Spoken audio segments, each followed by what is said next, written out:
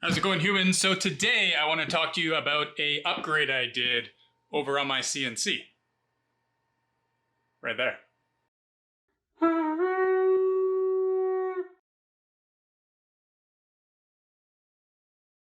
So I bought this CNC from ONEFINITY. It's the 48-inch by 32-inch bed size, which I think is the Journeyman size. It might be the woodworker. There'll be words as to what it really is. So when I got the CNC, as with most people, I bought a Makita router and used the standard ZAxis that came with it.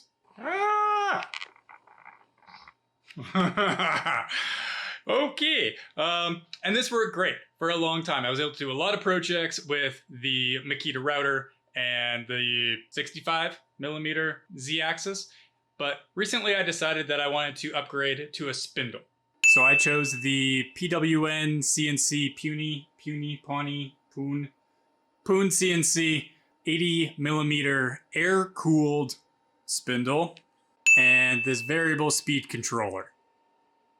And at the same time, I also upgraded the ZAxis on the CNC, and I got a Stiffy Bar, because everybody loves a good Stiffy Bar.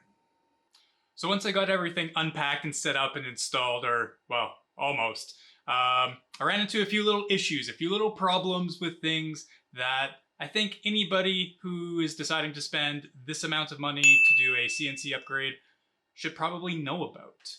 And as a side note, I am still using the ONEFINITY black box and not the Elite upgrade. So if you've upgraded to an Elite series, some of this information might be different for you and might not be relevant, but, still things to know. So the first thing that I noticed was the difference in Z-axes. I mean, size, sure, but material thickness for the Z-axis. So the original one, it's 1/4 of an inch thick, and the new one is, we'll call that 3/4 of an inch thick. Now you wouldn't think that would make too big of a difference, but it really does for a couple of reasons. So these are the original screws to mount the Z-axis onto the rails. And with my new Z-axis, I didn't get new mounting screws. And as you can see, this mounting screw is far from being long enough to actually mount the Z-axis onto the rails. So I am going to assume that they just forgot to put in the new mounting screws. That is my assumption, and I am really hopeful that that is the truth, because going to the bolt store to get 4 mounting bolts was kind of a pain in the butt. But I did it, and I mounted up my Z-axis, and everything there was then good. Kind of. So since I haven't upgraded to an Elite controller, when you home your machine with the Buildbotics, it ends up doing this bump stop like that to home the X-axis. So the difference in design between this Z-rail and the original Z-rail makes homing the machine a little tricky, and it actually throws off where the machine homes itself.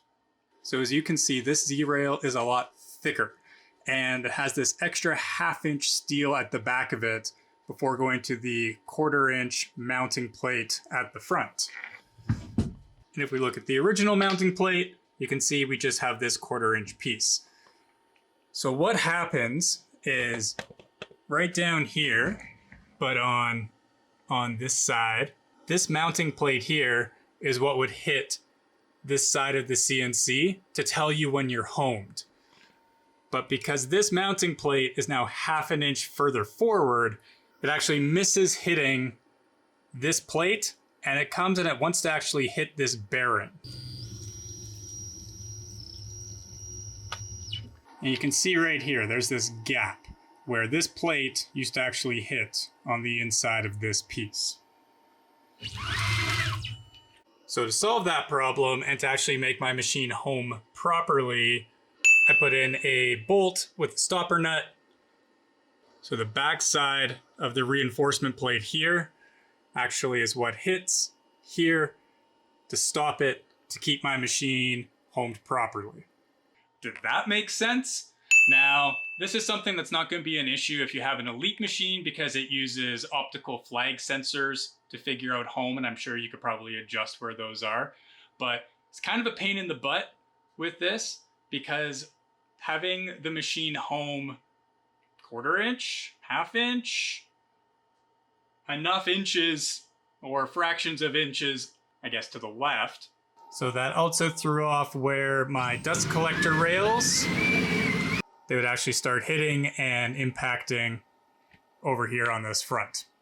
So to show you what I mean, I will take this off. Luckily, this was the same bolt size and thread. Actually, I needed to cut it a little bit as I bought for the mounting bolts on the Z-axis. So that was nice. So this is what happens when going to home the machine.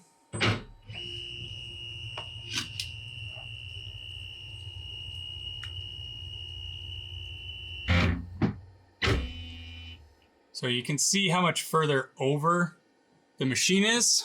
You can see the issue, right? Right? We can see that that's not a good thing.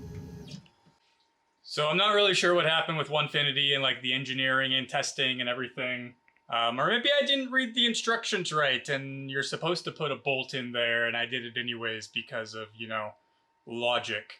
So I'm not too sure about that, but a bolt definitely solves that problem. The one I'm using is just over 1 inch long and it's threading in about 0.4 of an inch. So I'm going to throw that back in and then I am going to talk about rails. So the next thing to talk about is dust collection and rails. So I actually kind of like this dust collection system. I've been using it now for 1.5 years and I'm used to it and I know how it operates. And I didn't realize that because the spindle is a lot thicker, that these rails needed to be longer.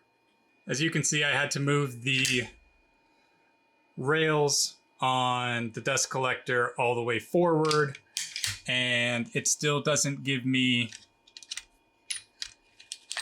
enough clearance to bring this up over top, or like kind of up in front, and have the bit still really centered in the port. The other thing is when you move your axis up and down, it can hit and collide with the rails. Oh, it missed. But if it's a little bit tighter, you could then tighten up your bolt and crack your arms. Now, ONEFINITY does sell a little bracket kit with like little extenders that can just extend out, and they come with longer bolts and things like that. I didn't know about that. I didn't see that. I didn't order that because, you know, I didn't know. So you could do that if you were doing this upgrade, and it would probably make things a whole lot easier.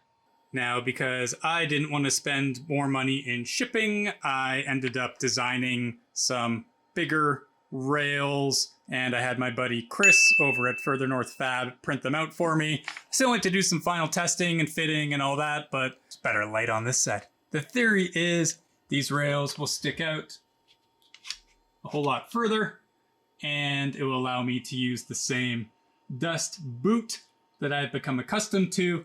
All I really had to do was then buy some longer screws for the little spinny wheels. So I still have to throw some magnets in those and just get all the final testing done, but the design and 3D print and fitment and everything like that seems to be good, at least for version 1.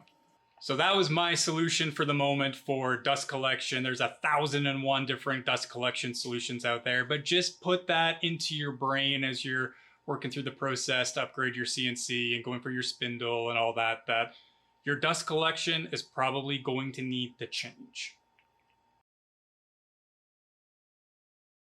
Now, the last thing I want to talk about is the actual spindle itself and kind of why I went with it and the variable speed controller, and also a little bit of an issue with this. So the main reason that I chose to upgrade to a spindle and not continue to use the Makita router that I put somewhere was mainly just longevity. Spindles are meant to be used and run all day long, continual hours, where the Makita routers, for anybody that's been using it, knows that you'll probably need to have replaced brushes by now if you've been running it for a while. The motor is really loud on it. It has an extremely loud hum, buzz, annoying pitch. This is the normal kind of volume in my shop, just with the CNC controller running.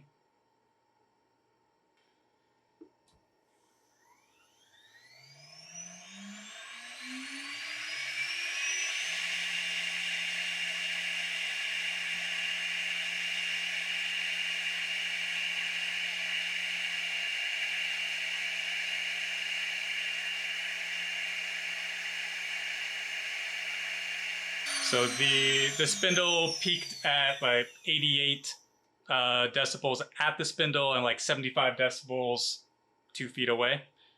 And so Makita router.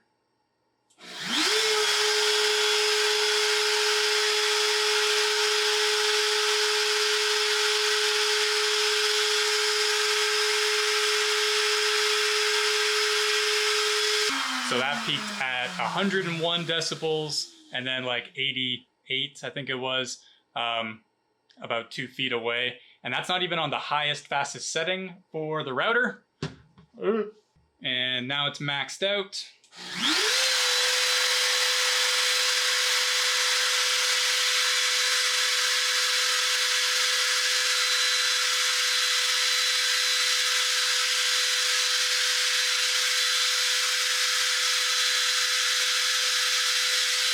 So we hit a max of like 100 to 110 decibels. There might have been some air blowing into the microphone, but we're talking a pretty big difference in sound quality. So other than the sound and just the longevity of running a spindle over a router, the other reason to upgrade was the variable speed controller actually takes its cues from the black box, the Buildbotics, and it will also take its cues from the Elite system and turn on and off when you run your program. So if I just have whatever program up and ready to go and I hit play,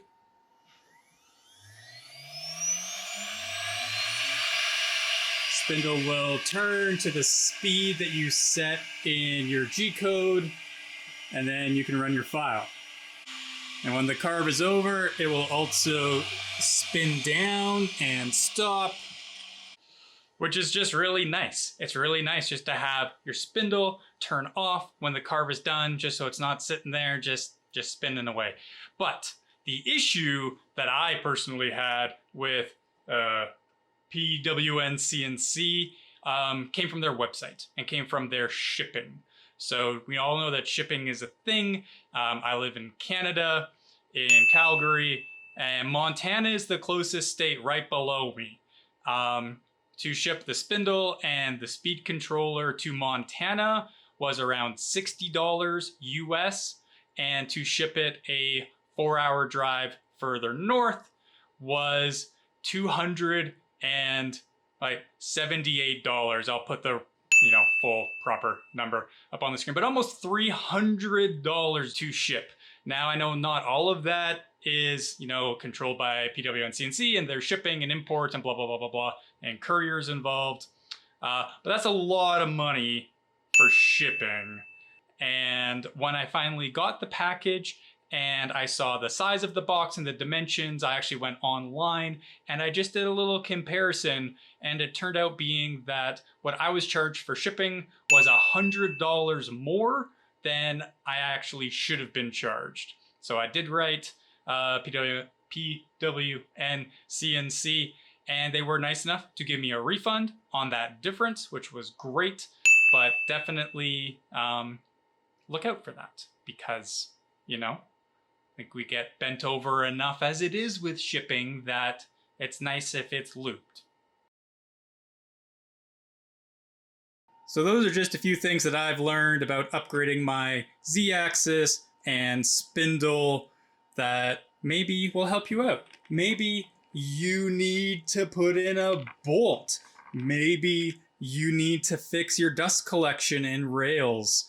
Maybe you need to talk to somebody about shipping so you're not getting, you know, ducked over. But all in all, at the end of the day, I am super happy with the ZAxis and the bigger motor on it. And the Stiffy Bar is nice and stiff. Just follow the instructions to put it in. The spindle works great. The controller works great. So the issues being just maybe a couple bolts were missing from my order from ONEFINITY, and PWN CNC can maybe look at their shipping rates and get that fixed because that would be nice.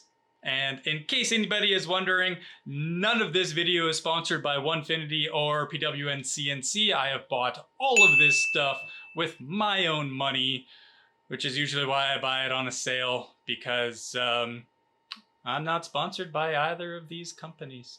So that's also why I get to say whatever I want to. That's the way that goes. So hopefully this information helped, and have an awesome day. Later.